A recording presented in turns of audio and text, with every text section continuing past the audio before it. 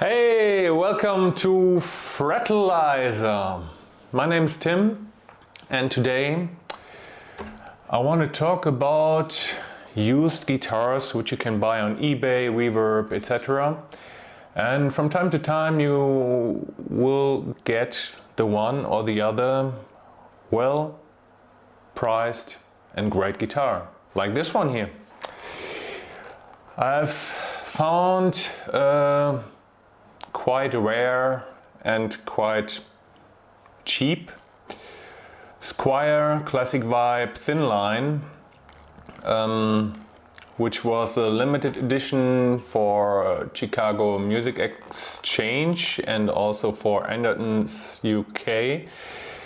And yeah, they had a small batch of thin lines in this black sparkle color with a single binding here. The back doesn't have a binding. And yeah, it has a kind of laurel fretboard, which looks actually quite nice. I like it. Has a bone nut, vintage tuners, and it was already modded a bit. So this has a 1/4 pounder Seymour Duncan pickup and kind of blade pickup. I think this is a Roswell or something. I didn't check it. Yeah, and there was another edition of this in a kind of butterscotch with a black pickguard and a maple neck and fretboard. Also quite nice looking guitars, and as you might know, this Classic Vibes, they offer a good value for the money. So today I want to talk about this guitar and what flaws it has and how we can solve it. So stay tuned, subscribe, share this video to your guitaro friends, and let's get started.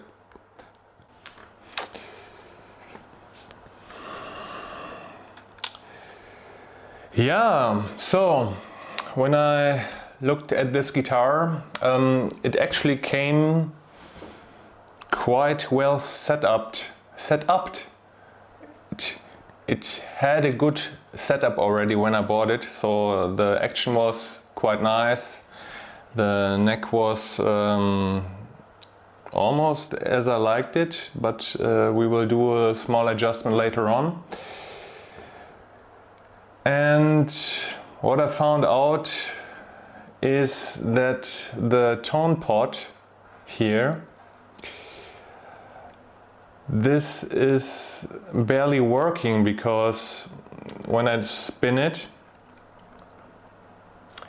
only, let's say, if you consider the travel of this knob, maybe in the last 30% you have all the spectrum or variety which you can achieve with the tone knob. And there might be a wrong pot inside. So usually when you have a tone pot, it must be a logarithmic one. So you might notice those pots, they are labeled as logarithmic, and you can see it when, for example, they have a A250 or A500, depending on the value the pot has. And on the other hand, the volume pot always is, or in most cases, is a linear pot, which is working quite fine with the volume adjustment. And the volume pot usually is labeled with a B in the front, so it's a B250 for a 250K pot, or B500 for a 500K pot, etc. So in this case, they dropped a B pot into this guitar, and this is the effect which you sometimes have when you buy cheaper guitars. Let me think, did I have it also in my past. No, actually only the cheaper guitars had it. I remember a Gretsch had it, where I was changing all the pots in order to make it work much better. Did you already have this experience that the pot was wrong, so that they put a B-labeled pot into the tone regulation circuit? Let me know in the comments. Yeah, and nevertheless, what I like about this, it has already brass saddles and this traditional shaped bridge and traditional covered neck pickup. But I'm gonna change also the bridge because I have an original Fender one here, which is looking a bit better. I don't know if it might have a huge impact on the tone, probably not. But it's not as shiny as this one, so it looks a bit, in my opinion, a bit better in the overall appearance of this guitar. So, talking about fretwork, the frets are actually very smooth on the fret ends. Somehow they're not too bad in regards of polishing. In some spots you feel that they are a bit rough, but this is what I'm gonna address with the fret polishing kit later on. And what I found is that here on the 5th fret you have a buzz, and on the 8th fret you also have a buzz. And I was checking it with the fret rocker here, and I was going across the entire fretboard to check if there's something, but actually it looks all good except here the fret number 9 is causing a buzz, and it makes sense, or not fret number 9 is causing the buzz. Well, actually yes, it's causing the buzz, because when you press here on the 8th fret, it makes a buzzing sound. It's not sounding properly. So this means that when you fret the string here on the 8th fret, it travels over the 9th fret, the 10th, 11th, 12th and so on until the bridge. And it needs some clearance between the string and the fret. And what happens here on the 9th fret is that the fret is a bit high and doesn't allow the string to vibrate freely, and that's why you get this buzzing sound.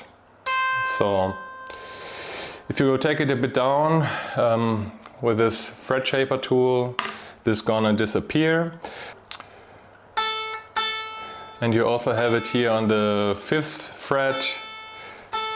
You hear the buzz, and this means that the 6th fret is a bit high and doesn't give the string enough space to vibrate properly to give a clear tone. So take the fret rocker, fret banger, and you see that this is rocking quite an amount. And here on the 8th fret you also have it, and on the 9th fret it's definitely high. So we address this with a Fretshaper, easy peasy, easy to do. And what else did I found?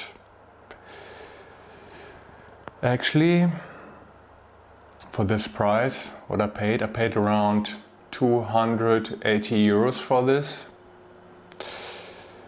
And for this money you get a lot. Even though it's used, it's played in a bit and you see some small scratches, but in overall it's a superb guitar in this price range. Okay, I'm gonna start now and show you the results.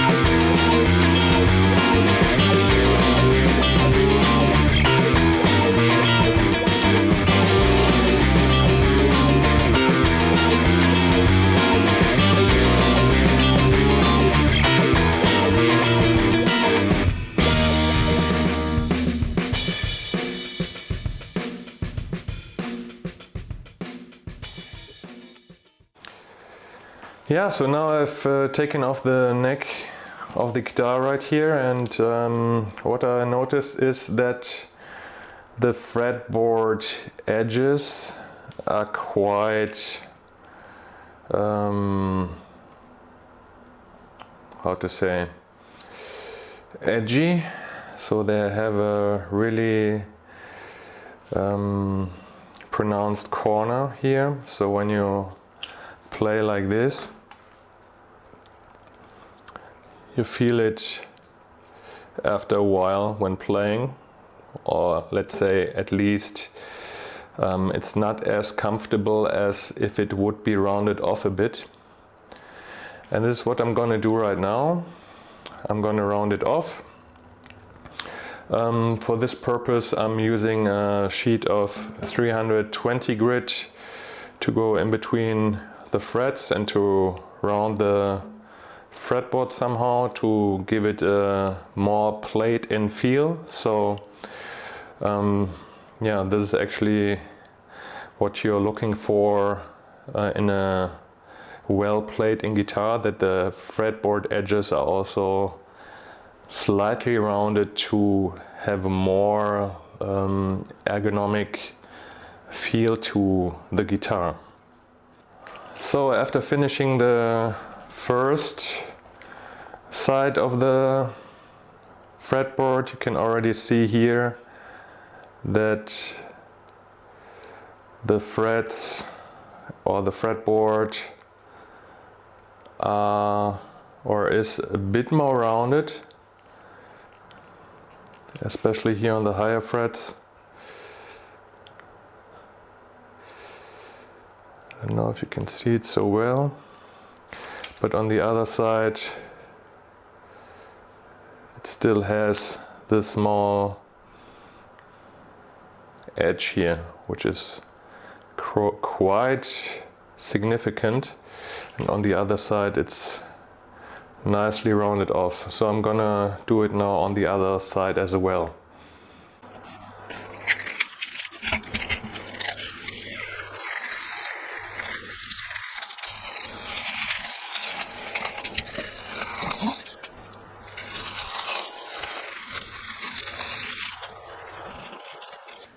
Yeah, so it looks here already much rounder on the first 3 frets, and when you slide with a thumb over it, you already feel a nice difference. It's much more comfy to hold. I would do it a bit more and on the entire length of the fretboard, and then we go into the next step. So now I've finished both sides with the sanding paper and rolled off the edges of the fretboard a bit. It feels much better, so it feels like a played-in instrument. And now I'm gonna take the fret end block, this one, and polish also the fret ends. I start here with a MX 150 and then slowly going up the grids. So I'll just take it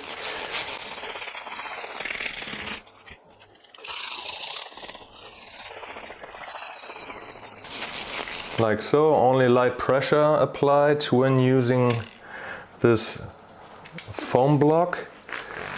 Cleaning up a bit just to have a look how it is, and it looks really great. And now I'm going up to another grid.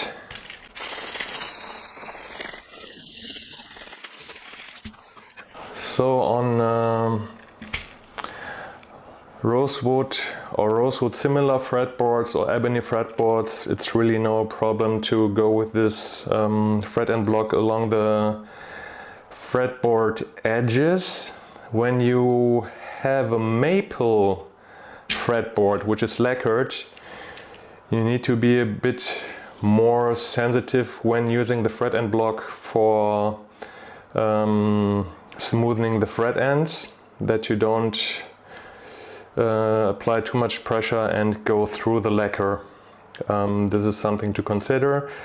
On lacquered fretboards I also wouldn't necessarily roll off the edges, but recommend play more to get the original feel of the fretboard. Otherwise you damage the lacquer. It's also possible, of course, but it might not look so beautiful, and therefore on this kind of fretboard it's a really good thing to do.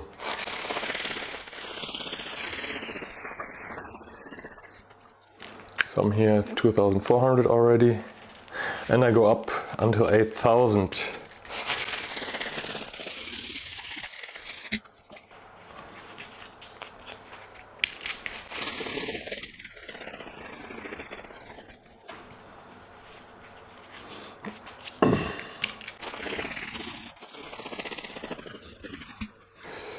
So ready. So now I'm gonna clean the edges with a piece of cloth here, and then you see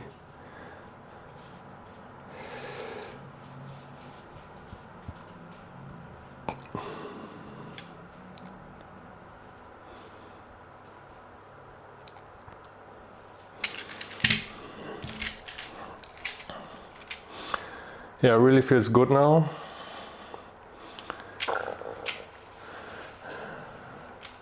And let's go to the next step with a Fretshaper. So, as I found out initially, the fretboard has a little bit of buzz, and this was here on the 6th fret and on the 9th fret because they are too high. We found out when you fret the 5th fret that you have a slight buzz, and on the 8th fret you have a slight buzz, and this is due to the non-existing or not enough space on the following fret. So here in the 5th fret, when you fret it, the string touches the 6th fret, and therefore we take a bit off. Check again with the here with the fret banger, our nice multi-tool, which you can also use to make a proper guitar setup. So, and here you already feel and hear it, especially on the sides. On the other sides not, and here number 9 also only here. The frets are seated. I already checked it. You can use a piece of paper and try to get underneath the fret, but they are properly seated. So that's why I'm taking off a bit of material, and I cut off a small slice of this strip, wrap it around, and then use it. And when you feel that the friction is getting less, it might be a sign that the paper is wearing off, or that the fret is getting to the right height we are aiming for. Let's have a look.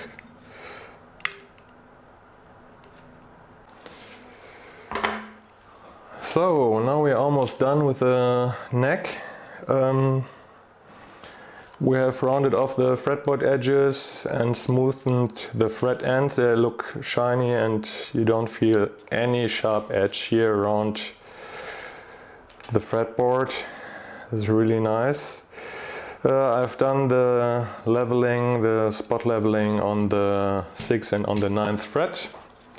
And now we're going to use the polishing kit to polish the frets, and as they are a bit rough somehow, when you go and use your fingernail tip and you feel that there are some small scratchy elements in it, then it's good to start with 1500 or maybe 2400. Just hold the fretboard protector like this, and then you can check if the scratchiness is gone. Perfect. Next one.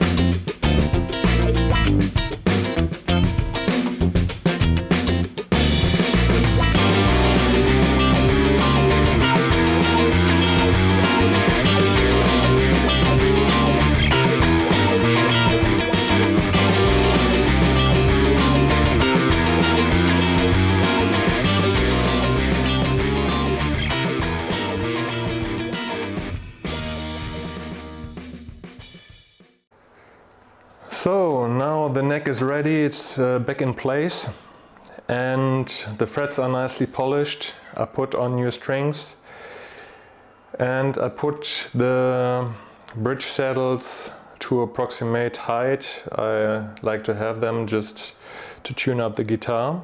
So I tuned it up to normal E standard. And I'm now checking the neck relief by pressing down the first fret. Pressing down the first fret here and the last fret with my pinky, and check if the neck relief is alright here on the 9th or on the 8th fret. And it should have a little bit of space. It shouldn't touch the 8th fret when doing so, to make sure that the neck has a slight front bow and the strings are able to ring out properly. So here it looks actually quite well. You can also check it with the fretboard guard, which is coming in our fret polishing kits, because this is exactly 0.2 millimeters. And with this 0.2 millimeters you can check here on the 8th fret if it's sliding through. If it's sliding through without any touch point, it might be too high, so there might be a slight contact with this 0.2 millimeter thick piece of fretboard guard. So this looks alright, and now I'm going to check the string height on this, the string action, and I'm using, for the string action I use here the Frtlzr check card, which measures in imperial as well as in metric, and it has this fret shaped gauges to have a clear indication which height the strings are right now. And I measure it here on the 12th fret, and I'm usually aiming for 1.25 millimeters on the treble side and 1.5 millimeters on the bass side. So first I adjust the treble E string or the high E string in order to get the 1.25 millimeters by turning it clockwise and at the same time I'm holding the string action gauge like so. This is good, and on the bass side I do the same until I reach 1.5 millimeters.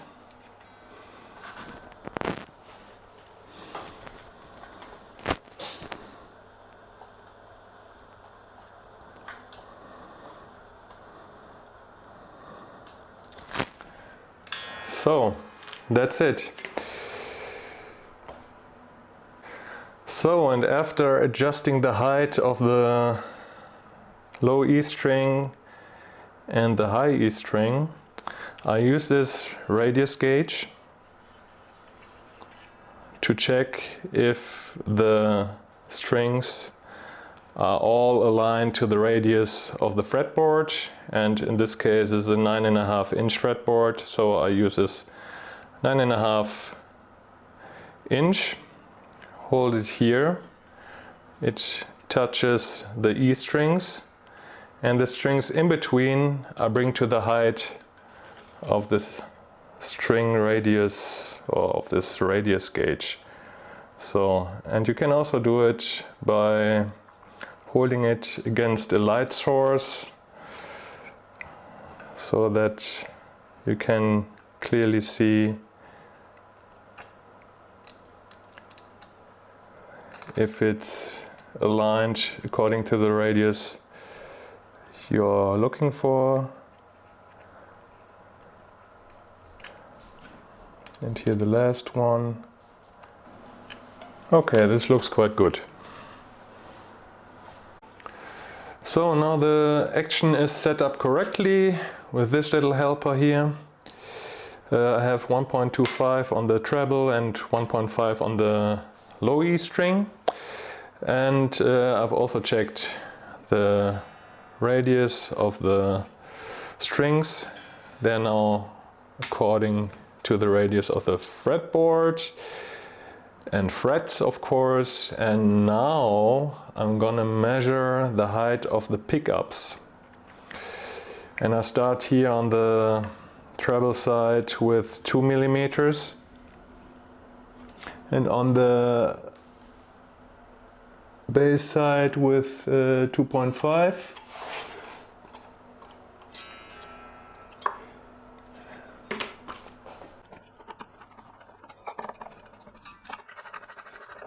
No, I'm pressing the left fret. I want to get the necessary height.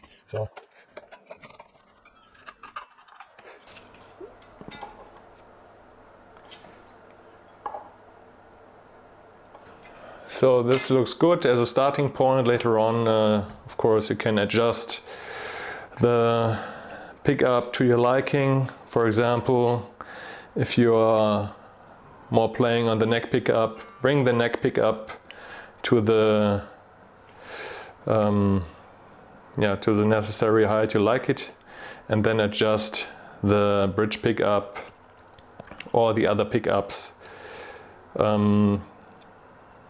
by volume, so that they have approximately the same volume when turned on. Okay, actually that's it for now.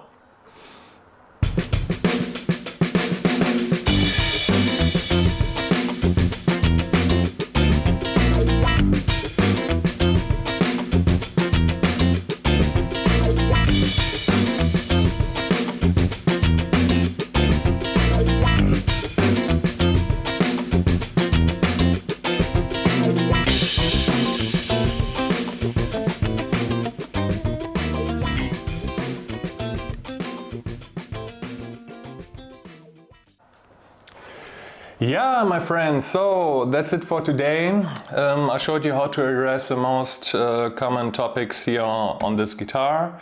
We solved the issue with the volume pot. I also changed it to 500K pots in order to make it work a bit better with these pickups, because this blade pickup is a humbucker, and a humbucker usually should have a 500K pot in order to to work with the entire frequency range it offers. Same with the neck pickup. This is a quite hot pickup. This is a quarter pounder which has around 12K resistance.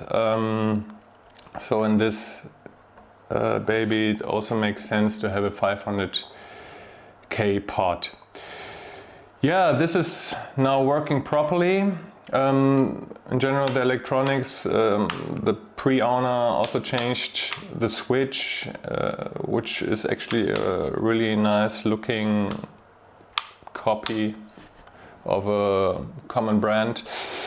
And yeah, the frets are polished now. The buzzing is gone, and we're good to go. So, how do you like it? What are your most issues on a used guitar?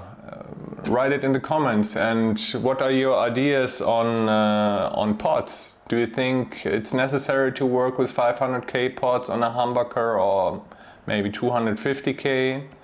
How's it with a quite hot single coil pickup? Do you like it more with a 500K pot or with a 250K pot?